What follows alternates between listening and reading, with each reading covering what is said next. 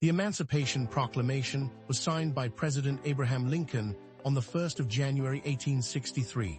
It declared that enslaved people in Confederate states were free, but the news did not reach everyone at the same time. In Texas, the most remote Confederate state, the announcement did not arrive until the 19th of June 1865, 2.5 years later, after the Civil War had ended. The moment a Union Army general read the order in Galveston, Texas, became the origin of Juneteenth, the oldest and most historically significant celebration of the end of slavery in the United States. This is its story. To understand why the news took so long to reach Texas, you need to understand the geography of the Civil War. Texas had not seen major Union military operations for most of the conflict. Enslaved people had no legal access to newspapers, telegraph, or official communications. Enslavers in Texas had strong economic incentives to suppress news of emancipation, and some did so deliberately. The result was that hundreds of thousands of enslaved people in Texas continued to be held in bondage for more than 2 years after Lincoln's proclamation had legally freed them.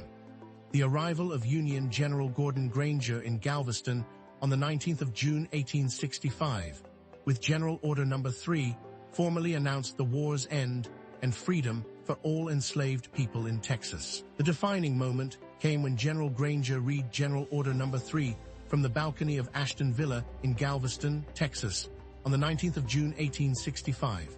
The order read in part, "The people of Texas are informed that in accordance with a proclamation from the Executive of the United States, all slaves are free. This involves an absolute equality of personal rights and rights of property between former masters and slaves." The reaction among the approximately 250,000 enslaved people in Texas was immediate and overwhelming.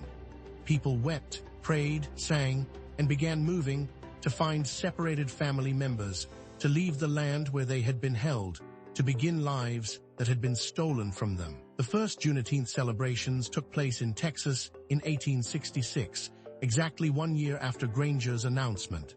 These early celebrations were community gatherings, prayer services, music, food, and the reading of the Emancipation Proclamation. They were organized by freed Black Texans and often held outdoors or in churches. In the decades that followed, Juneteenth spread across the country as Black Texans migrated to other states during the Great Migration of the early 20th century, carrying the celebration with them to northern and western cities. Juneteenth became a living memory, a tradition that moved with a people who had survived the unsurvivable. For much of the 20th century, Juneteenth existed largely outside mainstream American awareness. It was celebrated in Black communities across Texas and beyond, but received no official federal recognition. That began to change in 1980, when Texas became the first state to make Juneteenth an official state holiday. Other states followed gradually over subsequent decades. The turning point came in the summer of 2020, following the murder of George Floyd and the national reckoning with racial injustice.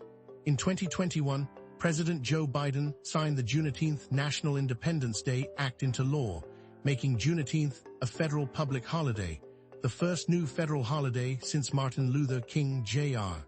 Day was established in 1983. Juneteenth today is observed with community festivals, music, food, readings, and reflection across the United States. Red food and drink, strawberry soda, red velvet cake, hibiscus tea are traditional at Juneteenth gatherings, a custom with roots in West African culinary traditions brought to America by enslaved people. Major cities hold outdoor concerts and family events. Museums and cultural institutions mount exhibitions on African American history. The holiday asks Americans to reckon honestly with the distance between the founding ideals of freedom and the reality of how long it took for those ideals to reach everyone. 3 facts about Juneteenth. First, the word Juneteenth is a portmanteau of June and 19th, first recorded in written use in Texas in the 1880s, and now officially the name of a United States federal public holiday. Second, when the 19th of June 1865 arrived in Galveston, Texas, the approximately 250,000 enslaved people who heard General Order No. 3 read aloud had been legally free under the Emancipation Proclamation for 2 years and 168 days, but no one had told them. Third, Opal Lee, known as the grandmother of Juneteenth, campaigned for federal recognition of the holiday for decades, beginning in her 90s, and was present at the White House on the 26th of June 2021 when President Biden signed the bill into law. She was 94 years old. What Juneteenth reveals is the gap between the law and the reality of freedom, and the capacity of a community to hold a memory of liberation across generations. The formal end of slavery in the United States came with the ratification of the 13th Amendment on the 6th of December 1865. But Juneteenth is not a legal date. It is a human one. It marks the moment that 250,000 specific people in a specific place heard the news that changed their lives. That specificity is what gives Juneteenth its power and what distinguishes it from every other civil rights milestone. Across the United States, Juneteenth is now observed as a federal public holiday, alongside Independence Day on the 4th of July, just 2 weeks later. The proximity is intentional in the way it invites reflection. Independence Day in 1776 proclaimed that all men are created equal. Juneteenth in 1865 marks the moment that proclamation began, haltingly and incompletely, to apply to all Americans. Together, the two holidays tell a more complete story of what American freedom has meant, cost, and still requires. Juneteenth falls on the 19th of June 2026.